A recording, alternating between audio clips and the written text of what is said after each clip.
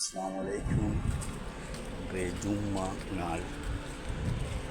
சவுதியில் கடும் சூடு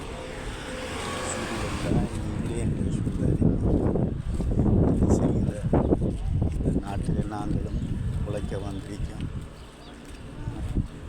இதில் சூடு ஒரு பக்கம், உறுதி காற்று ஒரு பக்கம், அடிக்க வெயிலுக்கு அடிக்கிற சூட்டுக்கு என்னதான் செய்கிறோம் தெரியாமல் வெளியிறங்கவே இயலாது.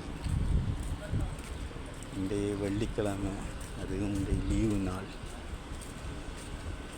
இப்படித்தான் என்கிற வாழ்க்கை போய்கொண்டிருக்கும் இந்த அரபு நாட்டில். என்ன நீ வெளிநாட்டில் இருக்காய் என்ற வார்த்தை எல்லோரும்